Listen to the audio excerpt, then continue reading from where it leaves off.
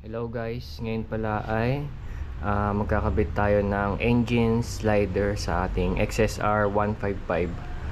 Ang engine slider na nabili ko is ito. Real Giant siya galing. Around 1,200 ata. Check natin kung ano yung mga kasama niya. Ito yung mismong slider yung kakabit na sa motor. Dalawa siya.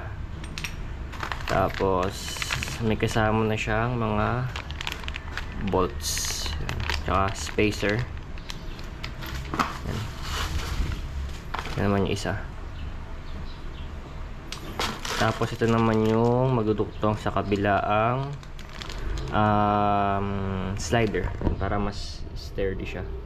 Balikan tayo magigitsura niya. Ayan, ganyan. Magdudugtong siyang ganyan. Tapos ito yung nakakonect sa mismong chassis tsaka engine. Yan. Tapos ang nagustuhan ko rito, nagsama sila ng Loctite. Yan. Lagyan natin kahit konti. Yun na yung kasama niya. Kabit na natin. Dito sa bolt natin na to, ikakabit yung slider natin.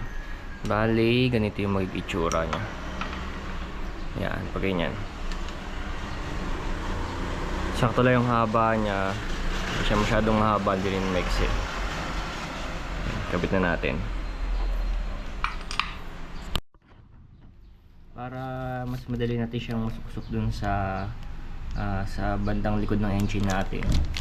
Ikakabit ko na rin ito. Para hindi tayong susungkit mamaya. Tanggalin natin itong bolts. Tanggalin natin ito.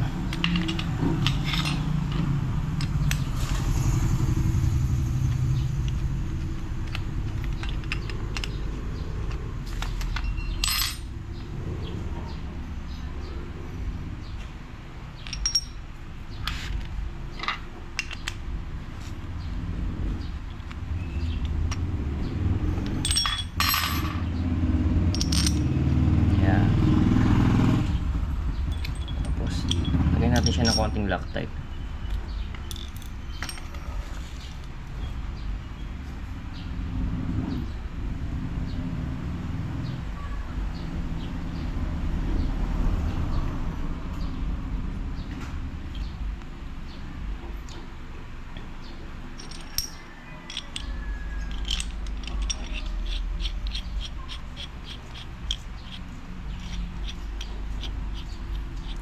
Yan lang. Hindi mo natin siya higpitan para dali siyang i-adjust pagka nasa motor na.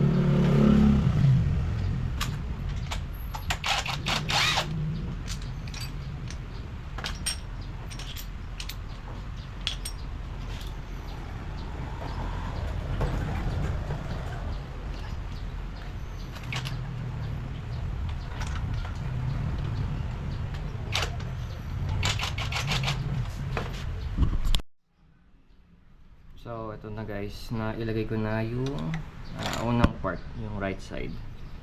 Ayan. Hindi ko muna rin hinipitan ng todo to para dali na igagalaw-galaw pa rito. Para pag kinabit mo yung sa kabila, maitatama mo pa yung position niya. Ayan. Kabit ko lang yung kabila, tapos yun. Tinanggal ko uli yung itong part na to. Nalimutan ko kasi ilagay yung mga spacer, yung washer. Kabitan natin uli. Ayun guys, nakakabit ko na yung unang bracket natin.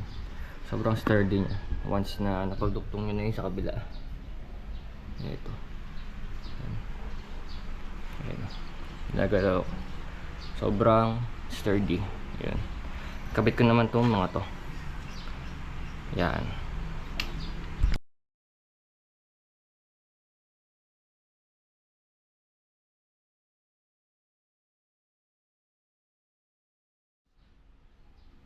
Ayun guys, nakakabit na natin lahat ng ating slider. Ito na itsura niya.